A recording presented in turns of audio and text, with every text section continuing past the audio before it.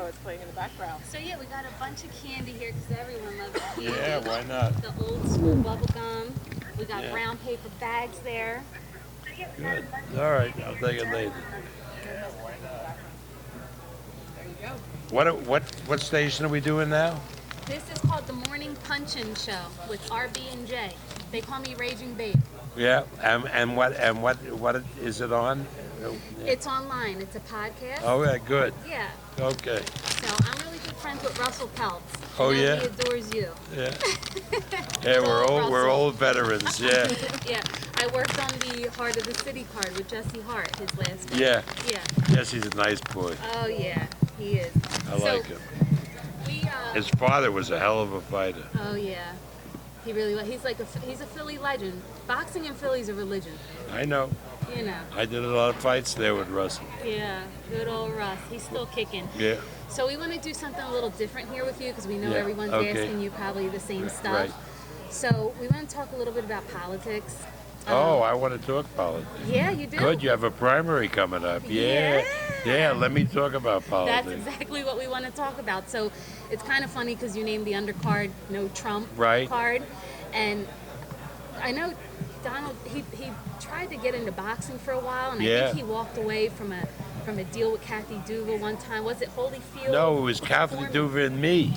I was Foreman's promoter, and Dan Duva, Kathy's husband, you know, the late Dan Duva, was Holyfield's promoter. Well, we'll go through the story how Yeah, do it. I wanna hear it. Trump swindled us out of $2.5 million. Like 8 days before. Yeah, right. Yeah, go ahead. Yeah. I want to hear the story. Well, I don't want to repeat it twice. What do you mean? We're on live. Oh, we're on live. Yeah, I didn't this know is that. conversational. Oh, okay. We like good. to have fun. All right, good. All right, here's what happened. I was the promoter for George Foreman. The heavyweight champion was Evander Holyfield, and Main Events, the Duvas, promoted Holyfield. So the question was where we would do the fight. Either Caesar's Palace in Las Vegas or Atlantic City with Donald Trump.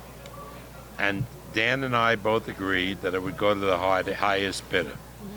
Caesar's Palace bid $11 million to do the fight. Donald Trump bid $11.5 million. So I told Dan at the time, I don't trust Trump. Let's go with Caesar's Palace. He says, no. He bid more, he gets the fight. So we signed a contract, and about 2 weeks after we signed, the Gulf War broke out. The first Gulf War, the bombing and so forth, yeah, it was Saddam Hussein. And nothing to do with anything, right? About 6 to 8 weeks later, 8 days before the Foreman Holyfield fight is to take place, Dan and I, this is before the internet, each get a fax that says contract is terminated, act of war. So I thought it was a joke. So I call a press conference and I say, it's not an act of war unless Saddam Hussein lands his troops on the beaches of Atlantic City. Big joke, right? Right? But Trump is serious. We have a meeting in his office, and Kathy relayed about the meeting in the article with Aioli. And he said, no, I'm out of the contract. If you sue, it's over. It's 8 days to go. Where are we going to get a place to the fight? We knew it was the first big pay-per-view fight, and we knew we would do tremendous on pay-per-view. Indeed, we did over 10%, which is unbelievable, in buys for that fight. So we made a deal with him. We could keep the gate. He gave us $1 million, paid for the rooms, paid for the arena. And after the fight, when we totaled it up, the difference was in $11.5 million, and what we ended up getting was $2.5 million. So he screwed us out of $2.5 million. Bad guy. Yeah. Bad guy. So when you heard he was running for president, you must have just. I couldn't believe it. I mean, let me tell you something. The people in this country have to have their heads examined. to even think about him as president. But you know why he's done so well? You know why he's done well. Controversy? No. Why? Who is he appealing to more than anybody? The white males in Yes. this country. And why is he appealing to them? Not because of lack of jobs. Whatever he says, the unemployment rate is 5%. It's really low. What he's appealing to them is the fear that in 20 years, this country will be a non-white majority country. Right. And that's what's triggering everything. That on the heels of having a black president for 7 years, it's all racism. Yeah. And now, to really continue the racism, you have to have a scapegoat. And who is the scapegoat? The Hispanics, particularly the undocumented Yeah. Hispanic. Doesn't that seem something that we learned in history? Yeah. Hitler had to have a scapegoat. All these friggin' fascists have to have a scapegoat. And that's what I'm doing here, calling it the no-Trump undercard, because I had the undercard. I had these young, great Hispanic fighters, and I figured I'd make a political statement, and I want to alert the Hispanic community that this is not a joke. You got to take this seriously. And how do you take it seriously? You have to organize at the ballot boxes, right? And you have to organize yourself so that, God forbid, he does get elected president, he cannot do what he says he's going to do, which is to remove and deport 11.5 million people out of this country. Knock on the door, break up families. Well, and what he said about women and abortions and being punished. He's a and, I mean, pig. Yeah. He's a Disgusting. bad person. He has no business running for president. He doesn't have the background. He doesn't have the temperament. And that's what I noticed. You know, I don't even think he was ever like a mayor, let alone. He's never a been senator. anything. So how can he run for president? Because he's in love with himself. He has an ego that when he says something, it's got to be so. And nobody else is right. Well, what I've seen lately is now he's been having his wife up there. You know, she's this beautiful model, and now she's up there talking, and so now he's trying to play the woman card with Yeah, his but wife, that's and not it's going to so help with the phony. woman card. Yeah, right. Because let me tell you something. The people have to listen to him. You know, his latest thing, how he's going to build a wall. He's going to have Mexico pay for the wall, Right. and if they don't pay for the wall, listen to this. He's not going to let Mexican Americans, citizens from the United States send money into Mexico to help their families. I mean, is that, you talk about un-American, you talk about as something that Scary. really infringes on our values. It's scary, even to think something like that. So who do you like that's running? Hillary. Me too, yes. But you know, let me ask you this. So we just had a black president for 7 years, 8 Yeah. years.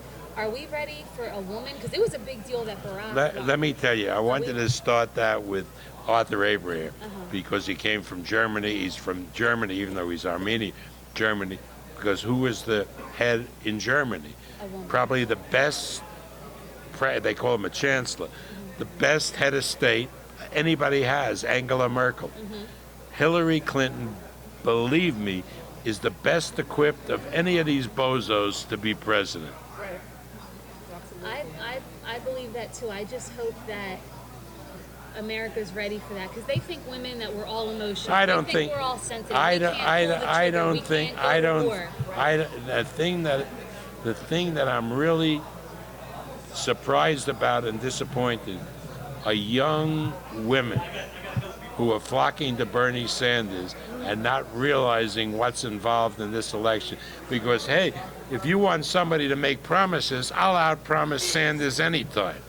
I'll make free food in college. You go to college, you'll have free food also, right? Yeah, yeah. Do you think that the Bernie Sanders popularity kind of plays into the narrative that we have this collective of society, particularly millennials, that are mediocre people? Because if you're giving them everything for free, it gives them nothing to work for.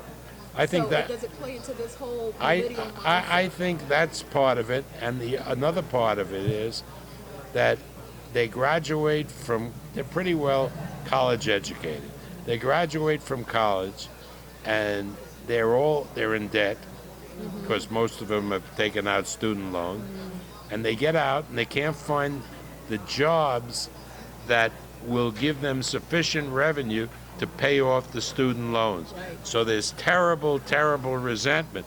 But the answer is not to have free college education, free this, free that. How are you going to pay for it? You've got to make priorities in life. There are certain things that can be free. There's certain things that can be cost effective. You could rework the loans. You can do a lot of things, but you got to live within your resources. Correct. Absolutely. And that's why I hope the people of Pennsylvania, right, when the Democrats go to primary, go for Hillary.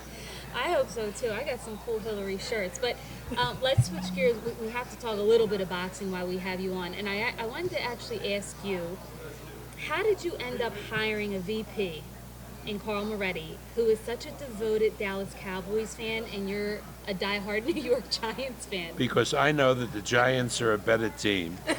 And I delight when the Giants beat the Cowboys and he's crying in his beer. But listen,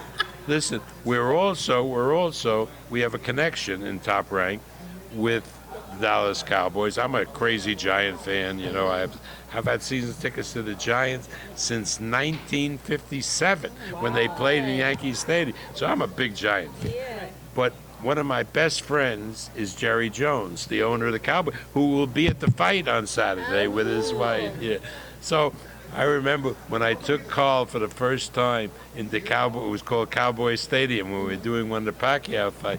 So on the 50-yard line, there's a big Cowboy star at the Cowboy Stadium. This guy gets down, he's so crazy, Moretti, gets down on his knees to kiss the star. Oh, wow.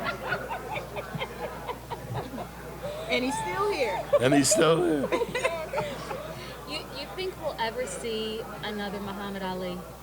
There'll never be another Muhammad Ali. There'll be other people. There'll be other interesting people. There'll be other people who are dedicated. There's a kid on this undercard, Jose Ramirez, who's really the story of America. His family, his father and mother came here, farm workers. His father's still a farm worker. The kid picked peppers in the field when he was 13 years old. He fell in love with boxing. He was a member of the U.S. Olympic team. He went to college and so forth, and he's become a spokesperson for the Latino Water Coalition and for the immigration groups. Now, the Latino Water Coalition is very important because the lifeblood of the agricultural interest in Central California, which accounts for 56% of the agricultural produce in the United States, is water. Without water, you're finished. Right. And the environmentalists have blocked a lot of the water by having the water go from the rivers out to sea, because they say it will prevent the delta smelt from extinction. Now, in the last 25 years, maybe they've seen 3 delta smelts. It's as bad as that. Who knows if they even exist anymore? Right. Meanwhile, thousands of gallons are going out to sea that could be used to irrigate farmland. So that's one of the groups that he's a spokesperson for, and we had the guy who's the head of it talk today, because I believe in it also. I become so educated, they made me Farmer of the Year. A Jewish guy from Brooklyn, the Farmer of the Year. Yeah. You know, one of your other kids, he's real active in the fight for water. What's the Valdivia?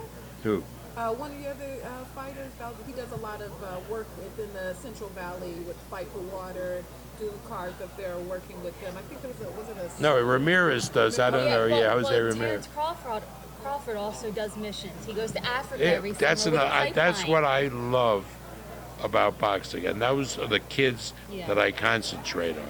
I don't want anything to do with the Bronas of the world. That's not for I want you to me. be brutally honest. What would Terrence Crawford do to Adrian Broner if they fought? Well, Terrence Crawford is one of the future big stars in boxing.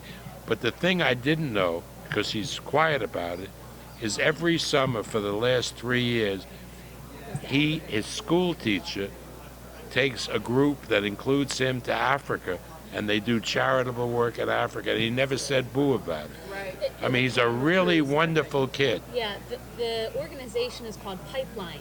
And so he goes to Africa with this mission, Right. and they dig for water, and Yeah. they build wells for Yeah, the exactly. community there. Yeah, wonderful, wonderful. He never You said need a to word get the about HBO it. cameras to go with them next Well, time. they will, but we just found out about it. Oh, I've been knowing that. You know it, yeah.